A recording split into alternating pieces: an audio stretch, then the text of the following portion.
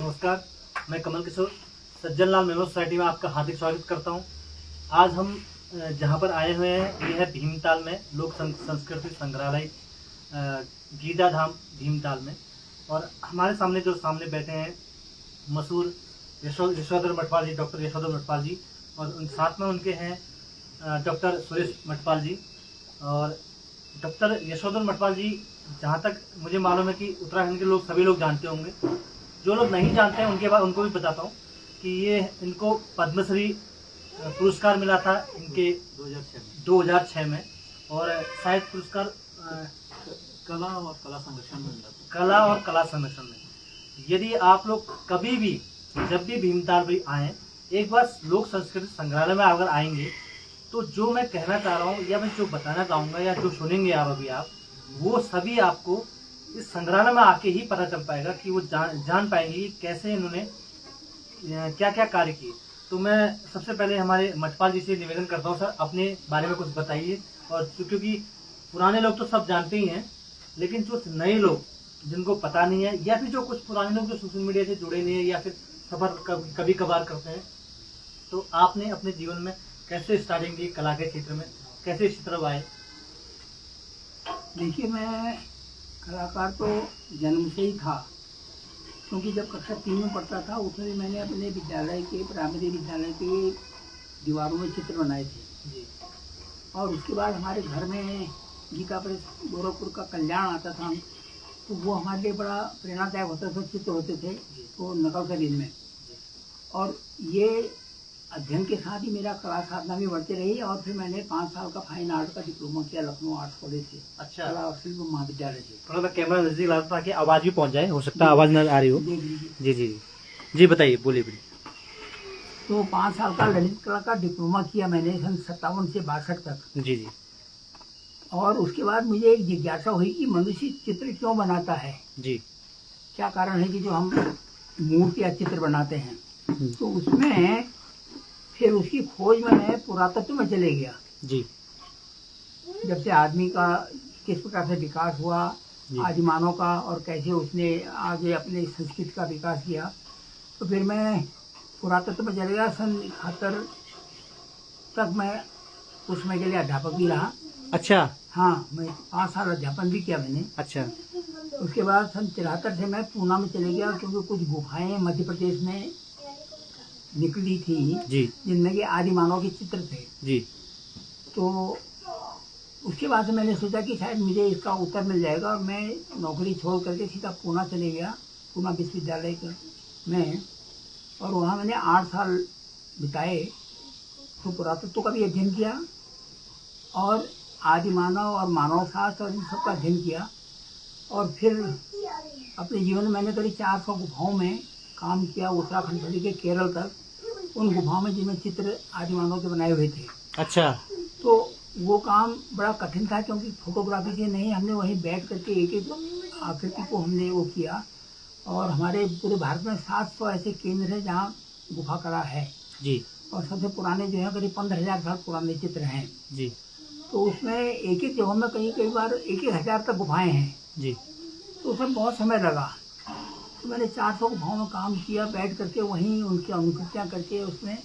और उसके बाद उनका विश्व भर में करीब मैंने प्रदर्शनियाँ लगाई जी।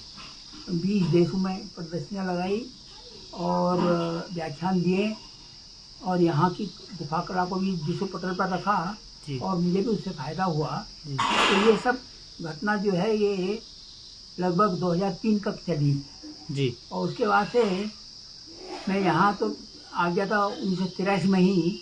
मैंने सोचा कि हमारे उत्तराखंड की जो संस्कृति को बचाने के लिए एक ऐसे केंद्र की जरूरत है जी। क्योंकि आजकल यहाँ हर चीज़ कबाड़ी घरों से ले जा रहे हैं, यहाँ तक कि जेवर तक चले गया है। यहाँ पहाड़ का जो परंपरागत जेवर था पुराना वाला, और सारे बर्तन और चले गए। तो हमने फिर यहाँ पर सन 83 में यहाँ पर स्थापित किया। मेरा छोटा सा परिवार था जिसमें 3 बच्चे और घरवाली थी, और हमने यहाँ पर बिल्कुल बंजर जमीन में यहाँ केवल लैंटाना था कुरी। तो उसको फिर हमारे परिवार ने ही 10 साल लगे हमको इसको ठीक करने में, और आज पूरा कैंपस जो है हरा भरा है। तो हमने दोनों काम किए, एक तो यहाँ की प्रकृति का संरक्षण किया और दूसरा संस्कृति का संग्रहण किया। प्रकृति का संरक्षण में ये हुआ कि जो मेरा बड़ा पुत्र है जो अभी संग्रहालय भी देख रहा है, सुरेश मटपाल, तो ये फॉरेस्ट्री से PhD है, तो इसलिए हमने कोशिश की है कि यहाँ पर जितने प्रकार की भी वनस्पतियाँ उग सकती हैं, गर्म और ठंडी, क्योंकि ये भीमताल ऐसा क्षेत्र है कि जिसमें हर प्रकार की जलवायु आती है, जिसको ट्रांजिशनल जोन कहते हैं। तो इसलिए यहाँ देवदार भी है और आम और बकैन भी हैं और गर्म वाली चीज़ें सारी ये आंवले और ये सब चीज़ें। तो ये पूरा कैंपस जो है अभी करीब 100 नाली का है, जिसमें कि पूरी हरियाली है।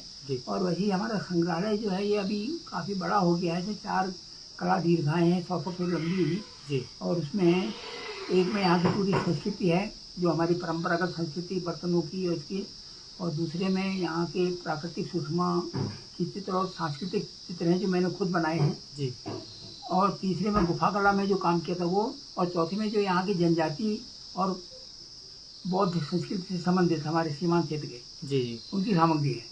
तो इस प्रकार से पिछले ये समझिए कि 39 साल से हमारा ये संग्रहालय यहाँ चल रहा है, और हम कोशिश कर रहे हैं कि इसको वो बढ़ाने के लिए, और यहाँ पर लोग आते हैं देखने के लिए, और केवल यही एकमात्र संग्रहालय है जिसमें आप उत्तराखंड की पूरी संस्कृति को देख सकते हैं। अच्छा जी, कभी मतलब उत्तराखंड में और कोई ऐसा संग्रहालय और नहीं है कि जिसमें हमारे यहाँ की पूरी भौतिक संपदा जो हमारे घरों में सारे बर्तनों से लेकर के और पहनने ओढ़ने की चीज़ें और सारी चीज़ें देवी देवता तक, तो सब यहाँ पर हैं।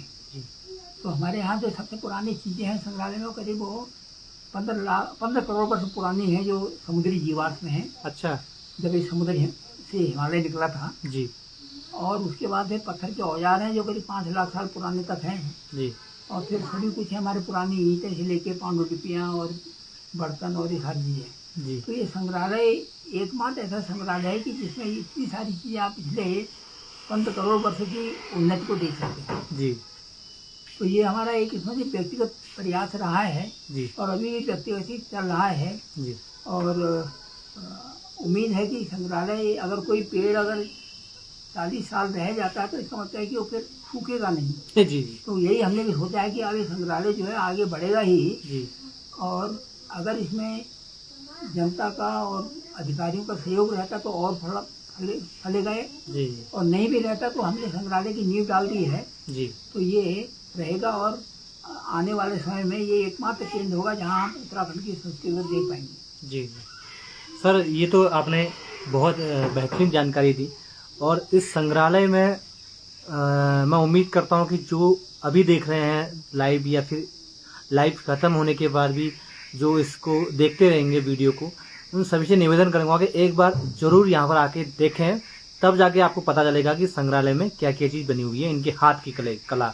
और वो अभी भी लगभग शायद आप 80 उम्र के होंगे, शायद 80 साल। अच्छा, ज़्यादा है लगभग 84 पूरा हुआ। अच्छा, 84 साल लगभग। सोचिए पेंटिंग बना रहा हूँ।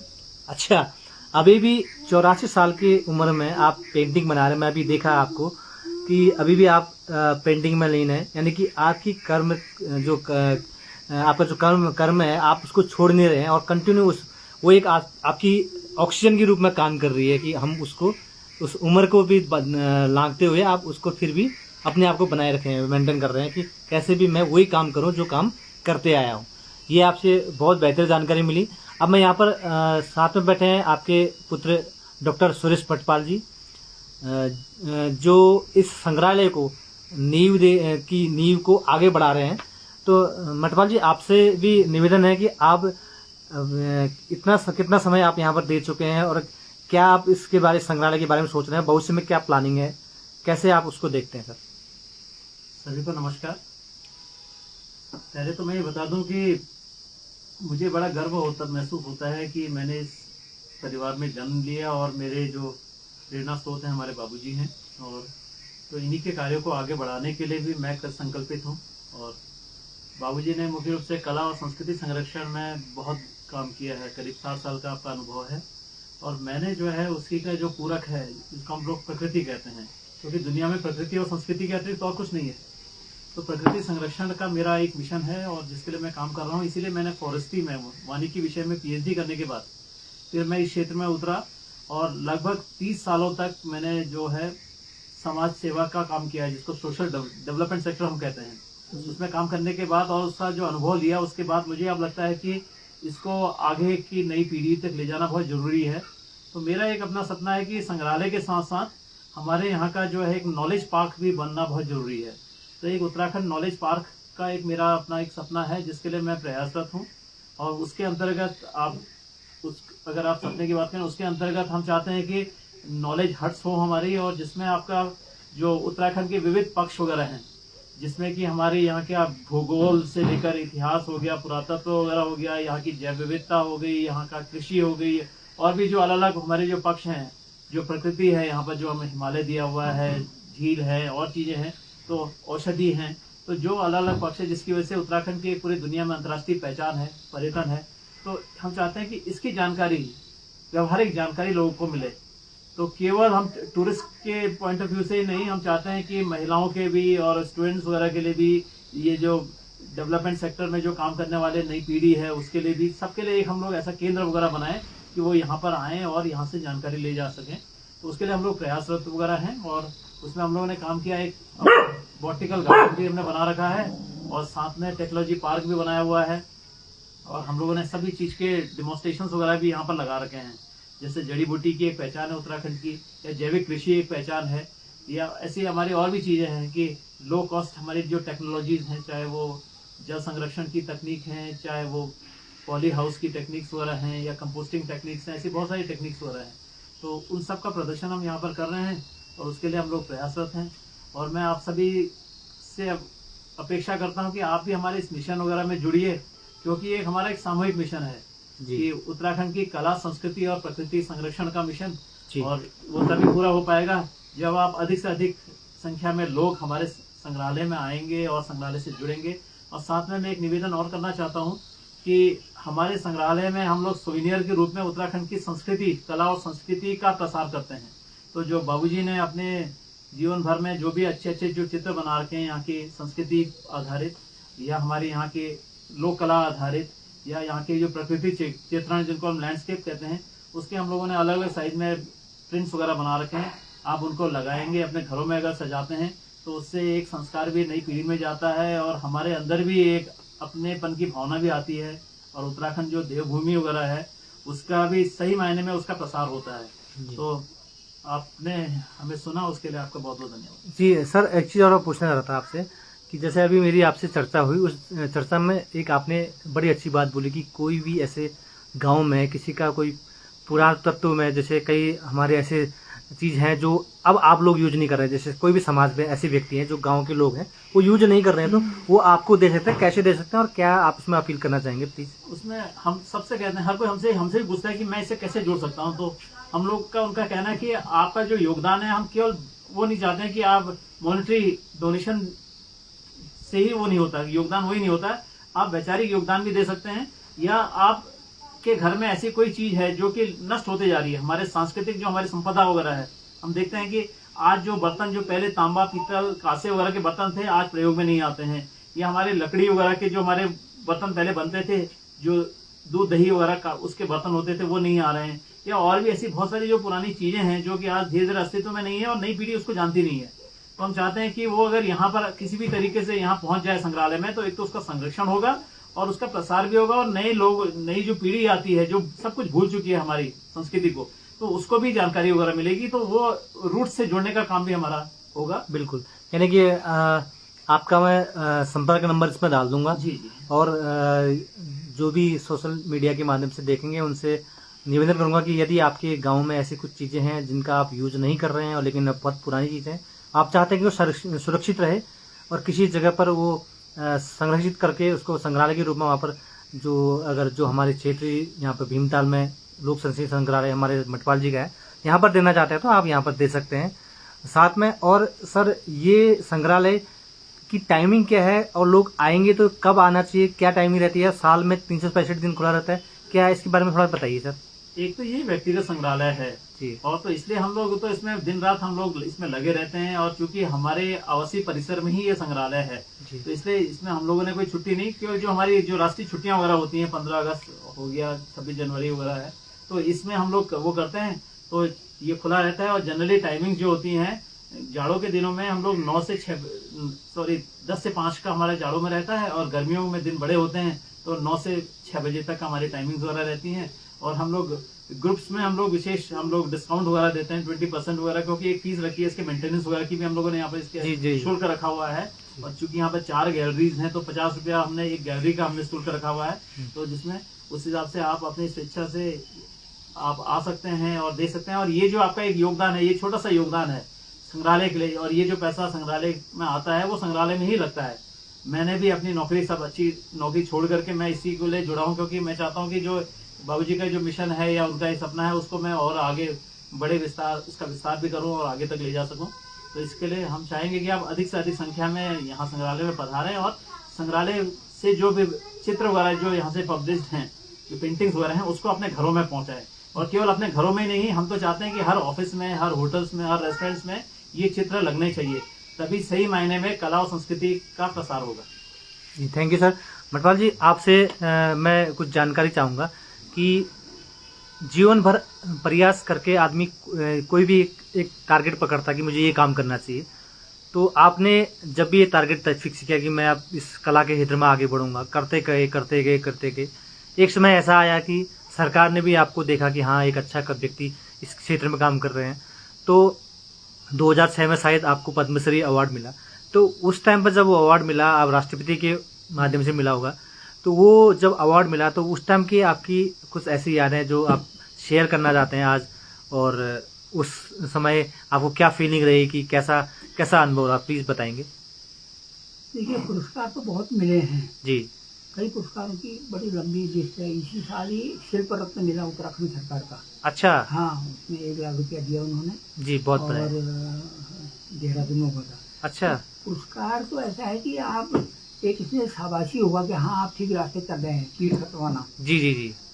बाकी पुरस्कारों का कोई महत्व ज्यादा नहीं है जी। इतना होता है कि आदमी को लगता है हाँ यार, मैं जो काम कर रहा हूँ उसको मतलब यही तो लोगों ने पसंद किया है जी, तो थोड़ा उत्साह बर्दन हो जाता है। लेकिन ऐसे भी हैं कि जिनको अगर कुछ भी उत्साह न मिले, प्रोत्साहन न मिले, तभी लोग काम करते हैं अपना। जी जी। क्योंकि काम करने के लिए ईश्वर की ओर से हर आदमी निश्चित रहता है। हम तो ये भी नहीं मानते कि हमने कोई बड़ा काम किया। भगवान ने हमें इस ओर लगाया तो होना था संग्रहालय ने, तो संग्रहालय हो गया। अब ये हो कि हमारे निमित्त हो गया, हमारे बहाने से, तो उसमें हमको भी वाहवाही मिल गई। तो इसलिए आज भी भावना है कि हमने कोई बहुत बड़ा काम नहीं किया, हमने तो जो ठीक समझा हमने वो किया जी। और दूसरा यह है कि आपको बता रहे हैं कि मैं बचपन से ही, मैं तो 22 साल का मेरा जिंदा मरना वाली स्थिति थी। मैं बहुत ही कमज़ोर था। 4 साल में तो मैंने पाँव खड़े होना सीखा। अच्छा। और गाय के दूध पर मैं पलायन में, तो 20-22 साल का मुझे कोई चीज़ हजम नहीं होती थी। अच्छा। तो जब इतनी कमज़ोर शरीर में हो करके भी तो हर इच्छा होती है, ये तो शरीर तो कमज़ोर है लेकिन कुछ ऐसा कर जाएं जिससे कम से कम इस शरीर का उपयोग हो जी। ईश्वर की कृपा से जब हमने इतना जंगलों में कहाँ भटके, सब कुछ किया, गुफाओं में काम किया जी। कई बार जान जोखिम में डाली, जंगली जानवरों से मिले, चोर डकैतों के इलाके में मिले, तो हमें सोचे जब मरना है तो अपना सम्मान पूर्वक मरे, कुछ करके मरे। तो इसलिए उम्र के हिसाब से मैं आज भी ठीक हूँ। मैं मेरी मतलब बीच में मुझे वो कोरोना भी हुआ था, उससे पहले वो भी हुआ था हार्पिज। अच्छा। तो इधरा वाला हिस्सा मेरा जो अवयन करी है, तो वो मेरा अभी भी कर दिन में ऑपरेशन भी करा। लेकिन मैं सोचता हूँ कि जितने दिन ये हो, मैं जब तक आकाश में सूर्य रहता मैं सोता नहीं हूँ। अच्छा। मैं सुबह से शाम तक पूरा जुटा रहता हूँ काम पर जी। और मैंने ऐसा आराम वाली नहीं किया, नहीं तो आज तो लोग 60 साल में रिटायर हो जा रहे हैं। हम तो न टायर है न रिटायर हैं। हम तो लोग ही कंटिन्यू चले गए। और हम ये सोचते कि जब तक काम कर सकते हैं जी, तब तक आदमी को समय का सदुपयोग करना चाहिए। और मुझे मेरे जीवन का एक ही लक्ष्य है, भाई सबसे कीमती चीज जो है आदमी का समय है जी। और उस समय का आप जैसे उपयोग करें जी, चाहे खाने पीने में, चाहे सोने में, चाहे मौज मस्ती में, या फिर कुछ काम करने में जी। तो भगवान ने मौका दिया है तो इसलिए अपना जब तक हम इस धरती पर हैं अपना काम कर रहे हैं। इसमें किसी का एहसान नहीं है, क्योंकि हमको जितनी समझ दी है उस हिसाब से हमने काम किया है जी। तो ये कोई एहसान नहीं है, ये तो हमारा कर्तव्य है जो हम कर रहे हैं जी। तो इसमें कोई ऐसी बात नहीं कि हमने बहुत बड़ा काम किया या हमको पुरस्कार मिले। पुरस्कार तो ऐसा होता है कि कई कुछ पक्ष ऐसे हैं कि जो यहाँ से ज़्यादा मुझे विदेश में ज़्यादा सम्मान मिला। अच्छा। हाँ, जो यहाँ नहीं मिला। तो जो जिस समझ का होता है, जो समझता है कि आदमी इस काम का है या कर रहा है, तो ये अपनी अपनी सोच होती है। कुछ लोग सोचते हैं यार इतना बड़ा बना इसे तो बारात घर घूम के तो कितनी आमदनी होती, ऐसे भी सोचते हैं लोग। जी। तो हर एक की सोच होती है इनमें, तो इसमें कोई अपेक्षा नहीं है। समाज में हर किस्म के लोग होते हैं जी। और अधिकतर आगे बढ़ाने वाले कम होते हैं, आलोचना प्रत्यालोचना ज्यादा होती है, लेकिन इन्हीं के पीछे रास्ता निकलता है। जी। और जितने भी दुनिया में काम हुए ऐसा कोई नहीं हो कि जिसकी आलोचना न हो या जिसका विरोध न हुआ, बिल्कुल, उसके बाद भी लोगों ने काम किया। तो ईश्वर ने हमें मौका दिया तो हम कर रहे हैं और कोशिश कर रहे हैं कि हम इसको जब तक है तब तक इसको करते रहें और फिर आगे हमारे सुपुत्र जो है वो इसको आगे बढ़ाएगा। हम चाहते हैं कि अब ये मतलब संग्रहालय, जैसा मैंने कहा कि अभी 40 साल का पेड़ हो गया तो ये आगे पनप जाएगा। नहीं, बिल्कुल बिल्कुल, उसमें कोई शक नहीं है सर। ये नींव आपकी ऐसी बैठी हुई है। एक आजकल ट्रेंड आता है कि आज ये वायरल वो वायरल, वो एक सीमित दायरे तक है। लेकिन जो ये आपका है, ये पेड़ जो है, ये पीपल का पेड़ है, जो किसी भी स्थिति में हो, चाहे रात हो या चाहे दिन हो, हमेशा आपको या फिर आपके परिवार को या फिर जो यहाँ पर आएगा उसको सहानुभूति, उसको छांव, उसको ज्ञान, सब कुछ मिलेगा। ऑक्सीजन तो खैर रात दिन ही देते हैं, जहाँ तक आप मुझे शायद आप जानते भी होंगे। तो ये इस संग्रहालय के बारे में जो आपने मुझे बताया, और हम लोग सज्जनलाल मेमोरियल सोसाइटी की तरफ से भी जब बच्चों को भ्रमण कराते हैं तो आपके वहाँ हमने उनको दिखाया।